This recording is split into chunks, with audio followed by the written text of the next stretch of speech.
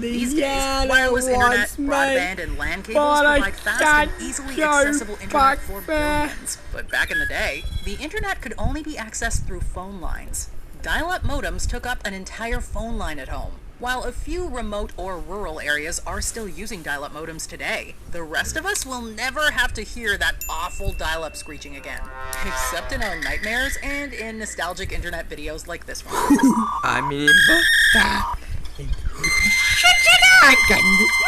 Number 19. Butterfinger BBs. There are plenty of discontinued candy products from the 90s. One of the most beloved are Butterfinger BBs. These bite-sized balls of Butterfingers were easy to pop in your mouth and still maintained the full-sized candy bar's unique texture and peanut buttery flavor. Plus, they were advertised by Bart Simpson. Yeah, well, Barnum says eat my shorts. Unfortunately, despite the campaign slogan warning that nobody better lay a finger on our Butterfinger, the BBs were discontinued in 2006. Nobody better lay a finger on my Butterfinger. Although no official explanation has been released, some have theorized that the BB's chocolate coating, which melted easily, may have been responsible. While a similar, smaller Butterfinger version was released, called Butterfinger Bites, they never attained the same popularity. Ay caramba. See you later, homeboy. Number 18. Encarta Encyclopedia. You are a learner, questioning the world before you. New Encarta World Atlas from Red, this is what During you the get 90s, for the internet was not the trusted source of information it Ow. is, well, Ow. can be today. Ow, Online shit me. encyclopedias were still in their infancy. Before the rise of Wikipedia, there was another computer-based encyclopedia called Encarta, launched in 1993 and originally packaged in DVD form. This annually updated program contained thousands of informative articles on a wide variety of topics. Not only did Encarta include text, there were also videos, pictures, and even trivia games. Over 900 exciting enhancements to articles that feature guest essays, historical documents, magazine and newspaper stories from the people who were there. However, naturally, the rise of online encyclopedias ultimately led to Encarta's downfall, and Microsoft ceased its publishing in 2009. Number 17. Mini-disc players. During the 90s, audio formats were still very much a competition. One often forgotten contender is the mini-disc. Published by Sony, these miniature discs were envisioned as the next big thing to replace Red. cassette tapes. You got 7 votes. Bye-bye. However, despite proving popular in Sony's native Japan, MD players couldn't find success at a global scale. Record labels didn't take to the format quickly, leaving few albums available initially. Plus, blank MDs were twice as expensive as blank CDs. By the time MP3 players became available, mini discs were on their way out. Although niche markets kept them in circulation until 2013. Sony mini disc, the future of tape. Number 16. Zima. The 90s saw a trend of clear drinks, and alcoholic beverages were no exception. Coors got in on the trend and created Zima in 1994, a clear malt beverage intended as an alternative to beer. What if there wasn't any beer? Sorry, guys. Never heard of it. And on shift. Oh, Zima. Zima's good. Gotcha, While the green. beer found more success among young women, Coors did their best to market it towards a male consumer base. In the end, most didn't especially enjoy the taste, and the product began disappearing from shelves, at least in the West. Coors discontinued Zima in North America in 2008, but the beverage remained popular in Japan until 2021. I had a Zima once.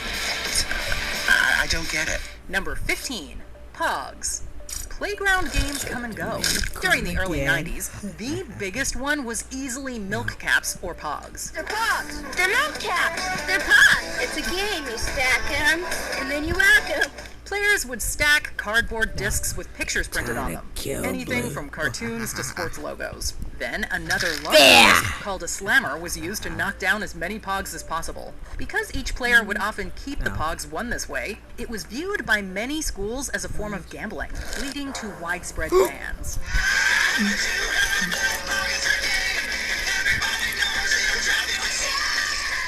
When kids can't play something at school, it tends to kill the popularity pretty quickly. While they're technically still around and there are variants on the game worldwide, Pog's popularity is far from what it used to be. Number 14. CRT computer monitors. Before and during the 90s, most screens were created using CRT, or cathode ray tube technology. Naturally, computer screens were no exception. These big, bulky monitors sat on our desks and are how many of us first experienced computing. But the last few decades have seen the rise of LCD, OLED, and plasma monitors, which are cheaper and generally have larger screens than CRT monitors. Some people, particularly computer gamers, still prefer CRTs because they don't have as much input lag and can display images in multiple resolutions more easily. In general, though, these guys have been mostly phased out. Number 13, gaming magazines. Video games were still considered a niche industry in the 90s, so they weren't mainstream enough to be covered extensively on TV or the still newfangled internet. It was all about running out to the mailbox to find that new issue of that video game magazine. Enter gaming magazines. If you were a 90s gamer, chances are you were subscribed to one or more gaming magazines. Electronic Gaming Monthly, Nintendo Power, Computer Gaming World, Tips and Tricks. These publications gave gamers detailed articles on upcoming games, walkthroughs, cheat codes, and reviews. Plus, they had a surprising level of reader interaction for major publications. Tragically, most gaming magazines ceased publication as the rise of internet journalism made the old monthly issue model obsolete. Why wait to read about it in a magazine? Brown, you got 4 of those. Number 12, floppy disks. Movable computer storage in the 90s used to take the form of small 3.5-inch floppy disks, although the name is a bit misleading for those disks, which, unlike the disks of the 80s, weren't floppy at all. When you needed to save or move information between computers, floppy disks were everyone's go-to. You just popped them into the fabled A drive and off you went. They were so widely used that the save icon in most programs is still the floppy disk to this day. But as technology progressed and storage capacity and needs expanded beyond a few hundred kilobytes, floppy disks are no longer in wide circulation. But if you're missing them, they're still sometimes used for emergency booting in older systems and in other industries like aeronautics. Number 11, appointment TV. Once upon a time, we scheduled our lives around what was on TV. This was because if you didn't see a show or a sporting event when it aired, you didn't see it at all. Each time an episode aired, everyone was talking about it the next day. And sure, sometimes you could tape a show and watch it later, but sometimes working VCRs was more art than science. Appointment television was the norm, and so networks did big ratings when a show hit it big. All your favorites and all new must-see shows! Of course, streaming platforms now make it easy to binge shows or watch them at your own pace. While some streaming series do release episodes weekly and the concept is making something of a comeback, appointment TV isn't mainstream again. Gonna have him. This is the way. Having a Buster Safari. This is the way. Number 10, Y2K Panic. Doug, everyone here is waiting for the same thing, the stroke of midnight. We all know that the human race and planet Earth are not going to be around forever. But with the new millennium on the horizon, many believed the year 2000 was going to initiate the collapse of society. Now, the federal government is comparing Y2K to a huge natural disaster, like an earthquake, a hurricane, or a tornado that disrupts people's lives for days, weeks, or maybe even months. In the 90s, several computer experts warned that because many computer systems represented years using only the last 2 digits, computers would mix up 1900 and 2000. This led some folks to buy up food and supplies to tide them through an imminent apocalypse. But And now as it turned Black out, got the world killed. stepped into the new millennium with minimal issues. It hit midnight and nothing happened. It was like crickets in the newsroom. While we have dealt with a few other end-of-the-world fears afterwards, like 2012, none quite reached the same level of paranoia. The end of the world is coming. So come on, get your radiation suits.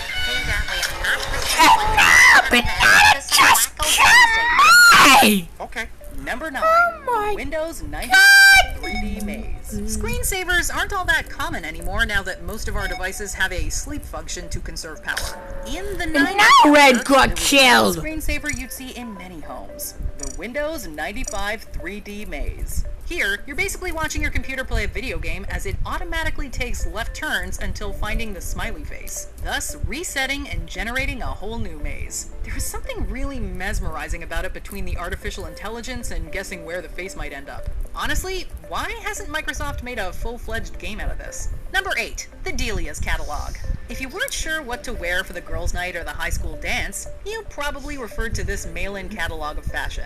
Founded in 1993, Delia's was the go-to catalog for teens who wanted to wear the latest clothes and fashion trends. Unfortunately, Delia's would be buried by being spun off and acquired on a few occasions as time went on. my By the god! end of 2014, Delia's filed for Chapter 11 bankruptcy and liquidated all of its stores. I declare. And now you look a child! While it tried to bounce back as an online-only store in 2015, this venture was a complete failure. Now, you can only get their clothing through the Dolls Kill brand. Number 7. Orbitz. Yes, it's the magical BD beverage that is featured on many a Watch Mojo And list. now Coral got Is it a killed, bug? baby! Did someone mistake your beer for an empty and put their cigarette butt in there? With Orbitz, there was no mistake. This obscure, non-carbonated drink was manufactured with a small variety of flavors to quench your thirst and hunger. From raspberry citrus to vanilla orange, the beads and beverage made for a unique type of drink. Alas, Orbitz would live a seriously short life because of its terrible commercial performance. Given the presence of gellan gum and high sugar, one can hazard a guess at why folks weren't picking these up off the shelves, especially when seeing the edible orbs inside. Number 6, the iMac G3. I think I go Gotta for see this thing in Chewy person, Sloth but I'll do the best I can with Lobby. video. Apple's Mac computers have come a long way. Today, design is all about improving battery life, making everything as thin as possible, and getting berated about updating iTunes even if we don't use it. But in the late 90s, a common Mac computer looked about as chunky as a CRT television set. The factory. Oh, she I'm the imposter! Stop, that means I'm going to imposter safari! The teal-colored Macs with their translucent Bondi Blue shells were especially a huge success for Apple. But looking back, these desktop computers were also incredibly heavy and awkwardly shaped. That's because it wasn't just a monitor. This was the computer itself. Heated leather seats sold separately. Just seeing pictures of these makes us glad schools are using laptops instead. Number 5. PB Crisps. Yeah, we gotta squeeze another food product in here, and this is another snack that's popped up on our lists before. PB Crisps was a special kind of sweet treat from Planters, consisting of peanut-shaped cookies filled with peanut butter inside. Inside the center's so sweet. Peanut butter cream. Oh, a treat. And if you wanted an addition to peanut butter, you could buy bags of the cookies that were also filled with chocolate or strawberry. Sadly, these snacks were not around for long due to low demand, and have become a relic. To this day, there is still a group of dedicated fans clamoring for the product's return, even going as far as to make a website dedicated to the products. Number 4, AIM, also known as AOL Instant Messenger.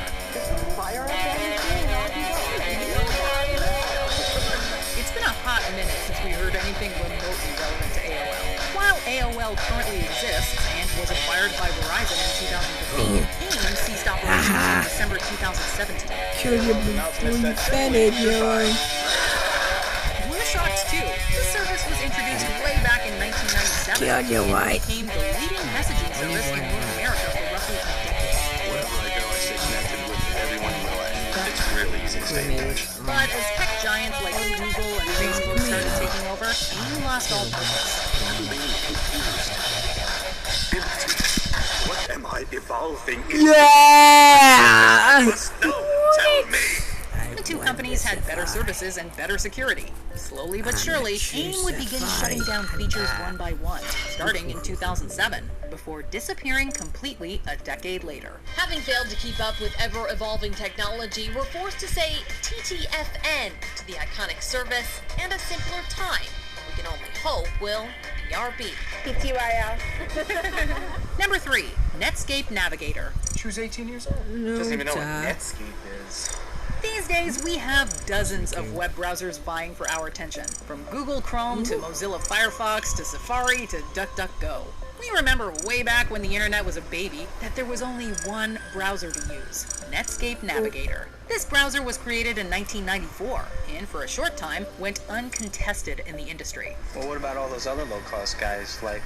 Don't you want an ISP that's fast, safer, reliable, and more secure? What happened to cause such decline? Well, Internet Explorer happened. Then Chrome, Firefox, Safari, all of them. Netscape would receive its final update in 2007 before ceasing support and development the year after. Everything has to change faster, obviously. Look at Netscape. It was born and died. I don't want to use the word died, they wouldn't like that word, but it basically was born and overtaken within 4 years. That's pretty fast. Number 2, the Discman.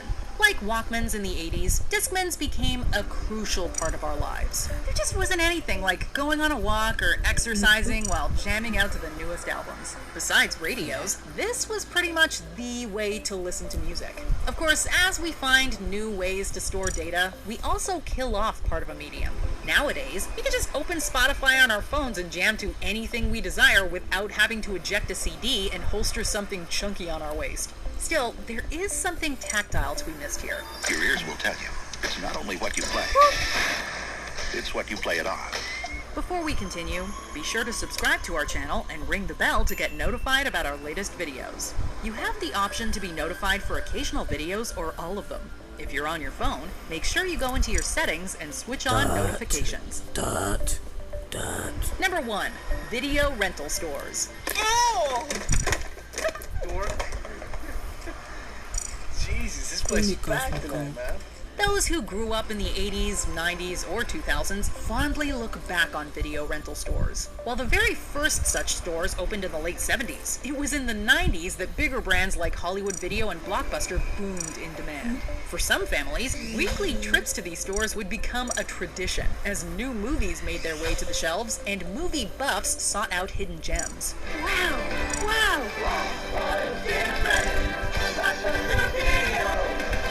This industry would decline, however, as Netflix and streaming services became more and more prominent. Hollywood Video would go defunct in 2010, while Blockbuster enjoys a few thousand customers through its last and only store, located in Bend, Oregon. When you see them all next to each other, it's kind of makes it easier, but with on Netflix you only see the I have 26 but you have to scroll through it, and it takes a while to get through all